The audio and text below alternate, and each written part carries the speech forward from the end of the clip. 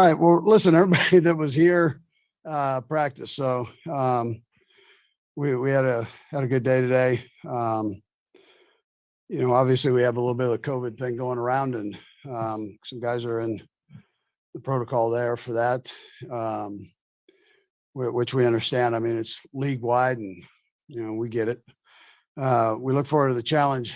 However, playing Pittsburgh, and we know we all had a chance to watch them, and now we've had a chance to study them early here, and we understand they're a good football team, and so we'll get ourselves ready this week and prepared to play again against a good team. So with that, time's yours. Let's go first to Pete Sweeney. Go ahead, Pete. Hey, Coach. Obviously, Tyreek Hill and Travis Kelce are pretty big names to be on this list. When you receive that kind of news, just what's your reaction? What are the conversations amongst the offense like in potentially having to respond without them? Yeah. So Pete, we've gone through this for 2 years now. So, anything's possible, and we get it. And the next guys, we've got to be ready to go. They've given us opportunities to replace people with a number of practice squad and elevations and this and that. So, we just go next man up and roll and hope those guys get better. I mean, it's the same way on the other side with the fellas, Pete. They've got to stay prepared too. They don't know when they'll test back in, and so they've got to be ready to go that way too. So, it's a crazy thing that's in motion, fluid, as you'd say. So we just gotta hang with it and make sure everybody's prepares himself and ready to play. Next to Herbie Teope. Go ahead, Herbie. Hey, Coach, a couple of questions here for you. Speaking of getting ready to play, I saw L'Jarius Sneed out there. When you get a guy like him back, and in light of Fenton and Ward on the COVID list, how comfortable is it to you knowing that your defensive back group should be okay with Sneed back? And I'll have a second question after this.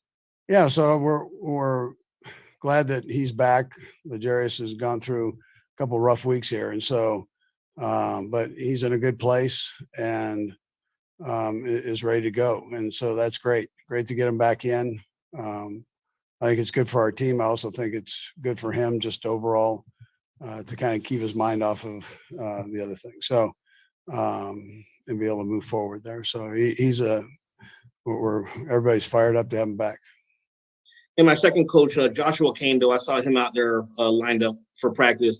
Is this a positive sign that he is designated to return from injured reserve? And what did you see out of him today?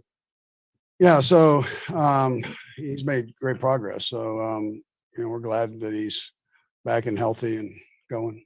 And we'll just see how things go here. Next to Adam Teicher. Go ahead, Adam. Hey, Andy, just first wanted to check that Willie Gay and Josh Gordon are the only two who came off the COVID list today. Yeah, they were out there today. Okay, and there were no new additions at all? Not unless you guys have them. I mean, Okay. just what. All right. And how is this changing your daily operation? Are you guys doing anything differently than you otherwise would in this case? No, we've gone back to that same schedule we had last year and changed up a couple things there. But other than that, no. I mean, we're doing the same things. Yeah. Just making sure we follow the protocol here. Stay intact with what the league wants us to stay with. Let's go next to Nate Taylor. Go ahead, Nate.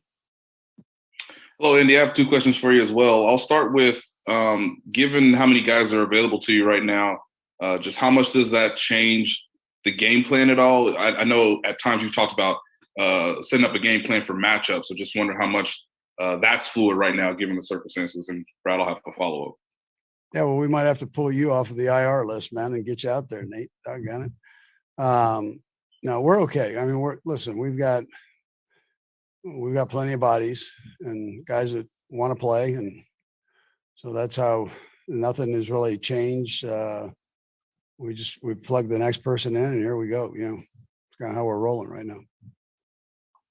And given that, Andy, just what have you seen from the Steelers, and how much of the game plan just stays intact just because you know who you're playing and you have obviously film of that team to sort of prepare yourself for?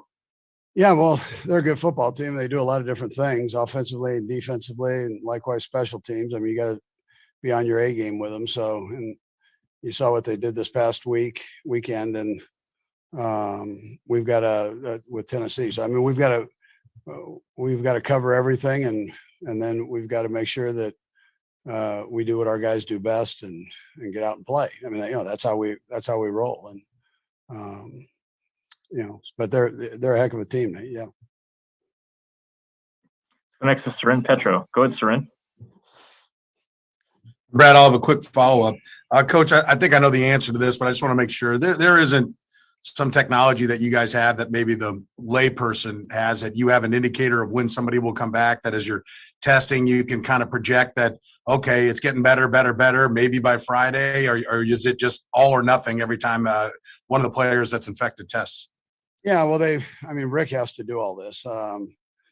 He's got to go through all the numbers and then the different options of positive tests, negative tests, and he works through all of that. And I'm glad he does, so, but the league has a whole, protocol out there that you've got to kind of follow to get a guy back on the field. So, Yeah. But Rick's in charge of that. Yeah.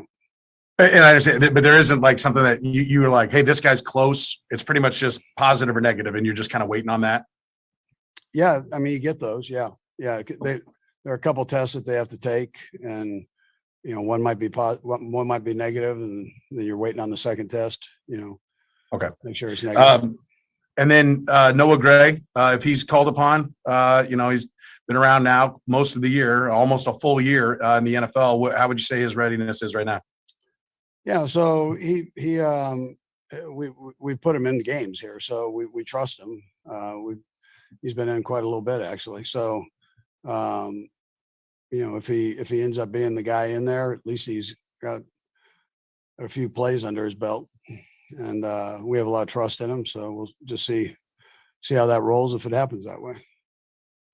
We'll go last two, Sam McDowell and then Matt. Go ahead, Sam. Hey, Andy, I got a couple things for you. I wonder just first of all, has there been any conversations, even if preliminary, with the league at all about moving the game? Not that I've heard of. No, it hasn't come through me. And then secondly, last year you guys made it through the stretch run in the playoffs of your season. Obviously, you had different protocols in place. There weren't vaccines, all that stuff. What's your level of concern that this could be long lasting? I know I'm asking you to sort of predict the unpredictable, but what's just the level of concern that this could go into a postseason? You guys could be dealing with this for the long haul. Yeah, I mean, we're prepared if that happens. You can't predict it. We went this long without it, and so now we're kind of working through it. And you see different teams going through these stretches where that happens, and that's kind of where we're at. So I don't know what's going to happen going forward. We'll go last to Matt Derrick. Go ahead, Matt. Hey, Coach, you kind of alluded to your first question about, the guys need to be ready to play. And Mike Tomlin earlier said that coaches have to absorb a little bit more responsibility in these situations for getting guys ready. What is that kind of role for getting, guys that might not normally play, or guys that would in a normal week, be their responsibility, be servicing the first team, and this week they might be responsible to play? What's your message to them? Yeah, so very similar probably to what Mike said, that and you've done a lot of prep work up to this point, meeting with these guys, knowing that this could possibly happen. So it wasn't just starting this week, it's been going on, where you meet extra and make sure you're coaching these guys up, especially the newer players, younger players, so that if in case of emergency, then they can get themselves in and participate. So you don't want to wait till the actual fact happens. But, just a reminder, I remind them every week, make sure you're prepared as we go forward. Coach, we appreciate the time. Thanks for joining us. All right. Take care, guys. Thank you. All right, guys. We got Patrick coming your way next.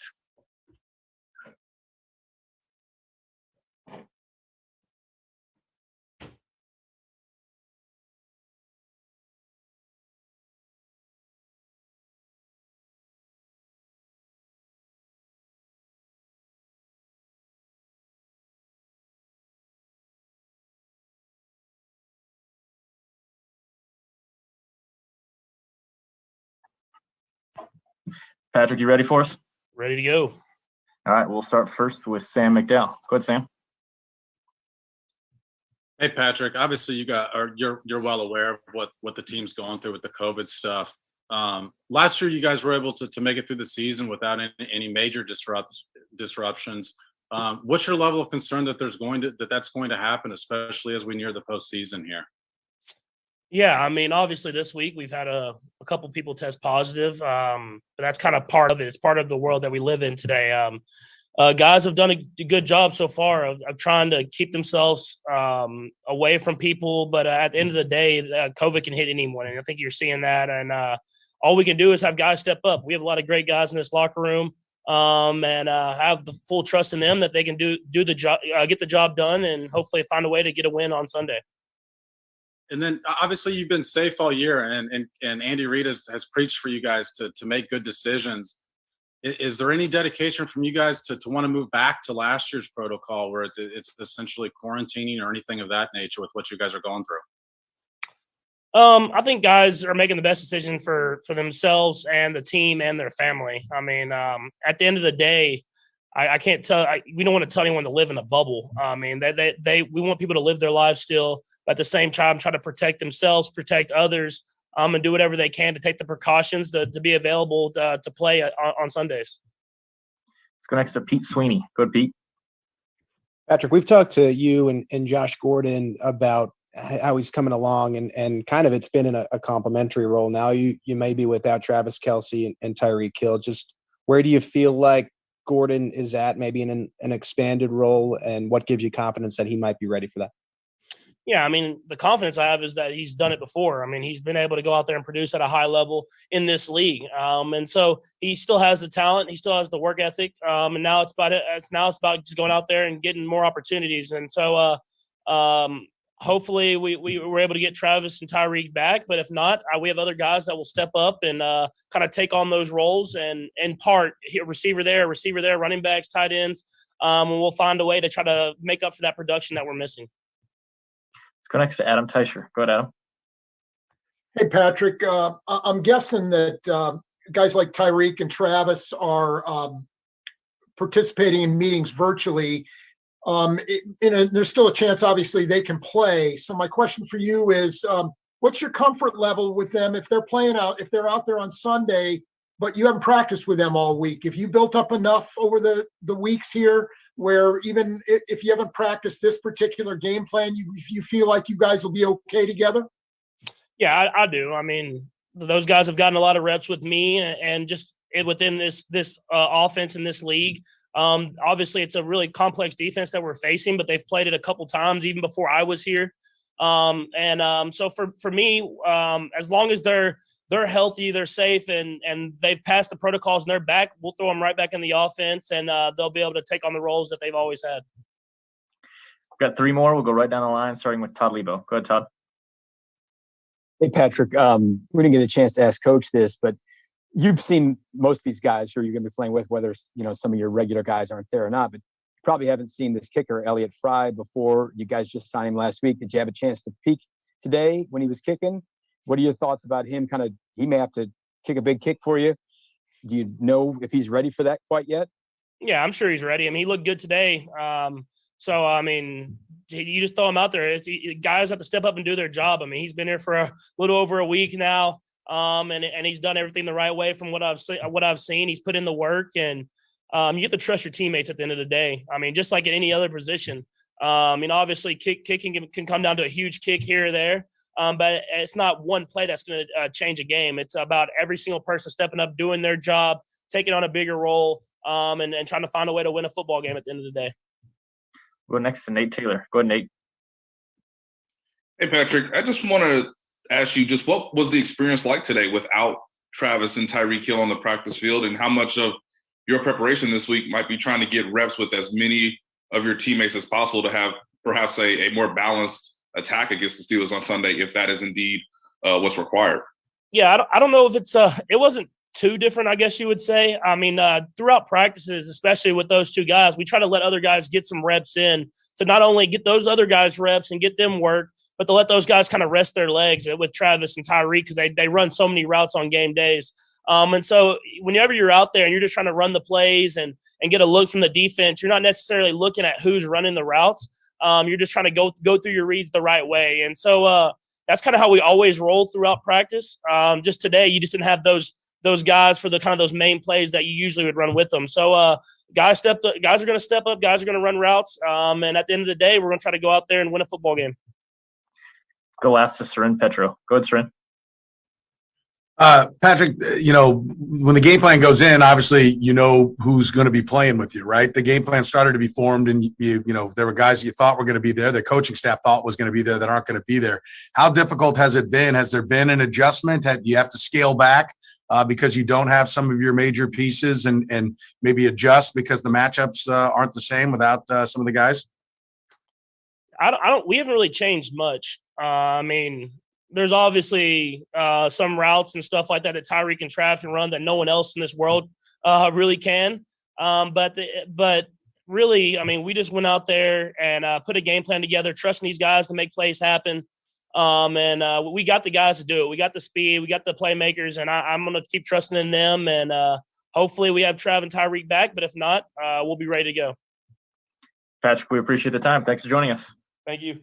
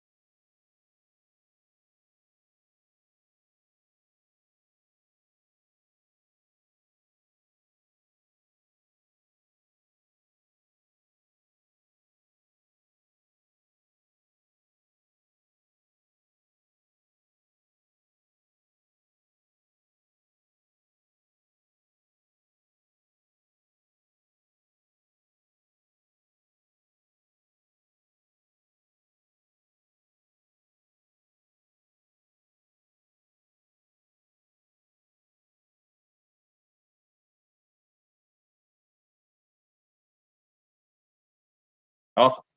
All right. Well, we will get started, and we will start first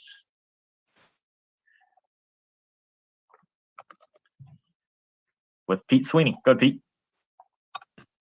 Hey, Orlando, just general and kind of a widespread question here. What's been the talk amongst the guys with losing, quite a few players in practice, looking pretty different today than it usually does?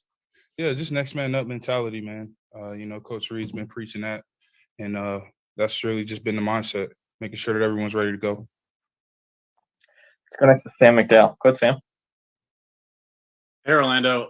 Another COVID-related question, but did the vaccines entering this year, and I'm guessing so, offer you guys a little bit of security that you wouldn't be dealing with this season, what you are dealing with now? I don't necessarily know if I would say that, but I do. Man, I'm vaccinated. You know what I mean? I didn't necessarily think that, with people, there's word that people were still catching it even though they were vaccinated. So I knew it wasn't 100% proof, but yeah, I mean, kind of is what it is with that. Do you feel like now that it's here at the rate that this variant is going around, that you guys need to change anything that you're doing, whether it's inside the facility or even when you leave the facility and go home? Yeah, man, honestly, I mean, I'm fine. I mean, that's really more so up to the higher ups. So let's go next to Adam Teicher. Go ahead, Adam. Hey, Orlando. Just wondering, with so many guys getting COVID, what's the mood in the locker room right now? I mean, are guys sort of waiting, wondering who's next, or are you thinking at all, when is it going to be my turn, that kind of thing? yeah, and like I said a little bit earlier, man, Coach Reid hit on it. Just next man up, making sure that everyone's ready to go, make sure that you know what's going on with your position and how the guy ahead of you handle business. Let's go next to Seren Petro. Go ahead, Seren. Orlando, football wise, the offensive line and you in particular really seem to have settled in and found your rhythm. We heard a lot of conversations from Coach and Patrick talking about kind of finding that rhythm with him. How much of it is maybe Coach Reid finding a rhythm with what you and all, since it's an entirely new offensive line, just what your strengths and weaknesses are and how that kind of came together and when you felt like maybe you and the coaching staff were clicking? Yeah, man, it's football is, all about growth, and it's like everlasting, man, and we strive to continue to get better each and every day, each and every game, consistently throughout our career. And that was something I took from Marshall Yanda as a young player. And man, I've just been bought into Coach Heck and everything that he's teaching, everything that Coach Reid is throwing at us, and Coach EB, man, just really buying in. And as a unit, I feel like we've done that as a whole. And Pat's done the same, man. And, we've been able to grow together this year, and we'll continue to grow and continue to get better as a unit and working cohesively with him. Let's go next to Nate Taylor. Go ahead, Nate. Orlando, as of now, at least, it appears that you guys are going to face T.J. Watt. Just what makes him such a tough challenge? Obviously, being in the division previously with Baltimore, how did you try to sort of counteract what he does, and how much more opportunities will you get a chance to maybe go with him in this style of offense? Yeah, I ain't gonna tell you what I did, but he's an incredible player, man. TJ is definitely one of the best. In my opinion, man, he should have been Defensive Player of the Year for the last 2 years, but Aaron Donald does what he does too. But man, TJ is an amazing player. He plays with an effort unknown to mankind. He's very skilled at what he does, very precise with the way that he attacks your hands, and has a really good feel for the game of football, man. He's somebody that, very rarely are you able to just keep him off a stat sheet. You know what I mean? That's not going to happen. So, and I, like you said, man, I played him my first few years in the NFL, and I mean, bro, he's an amazing player. Let's go next to Herbie Teope. Go ahead, Herbie. Orlando, Nate actually stole my question. Yeah. but along those same lines, you got the Steelers here. They have 41 sacks in the NFL, second most in the league, and you've played them before. What about that defense do you have to mentally prepare yourself differently compared to some of the other teams you may face? Man, I think the most important part when facing the Pittsburgh Steelers, man, is being able to win your one-on-ones. And that's what they pride themselves on as a defensive line. And that's what they do really well. And that's why they're always very high sack numbers, man, with that group. It's one-on-ones practically the whole game, and run and pass. And so that's something as an offensive line you just got to make sure that you take care of on game day. Let's go next to Matt Derrick. Go ahead, Matt. Hey, Orlando, I know you're hoping the season goes on for a little while, but getting to the end of the year, and this is last year of your contract. You're going to be potentially a free agent in the off season. Have you had any conversations with your agent or the Chiefs about the future? And, what are your feelings about making this your home going forward? Yeah, man, absolutely love it here in Kansas City. At the end of the day, though, man, I've just been focusing on my play and controlling what I can control. As far as that type of stuff, contractual stuff amongst my agent, I just let them handle that, man. For me, it's been all ball since I've been here, and that's been my focus. And we'll go last to Seren Petro. Go ahead, Seren. Orlando, 3 and 4, right? The conversation about this football team was whether or not you were going to make the playoffs. And now you're all the way back to the 1 seed. You've been fighting for that since week 7. There'd be a normal tendency to maybe say, and I know this is where you guys, I'm sure, felt you would be, right? Would it be right up towards the top of the standings? There might be a normal tendency to have a letdown, or maybe not a letdown, but at least exhale and say, okay, we got this now. Do you worry about that? Do you guard against that at all? Not at all, man. We set the bar really high here, and ultimately we've got bigger goals, but we just take it 1 week at a time, preparing ourselves this week for the Pittsburgh Steelers. Orlando, we appreciate the time. Thanks for joining us. No problem. All right, guys, we'll get our next person up here in a second here. Hang tight.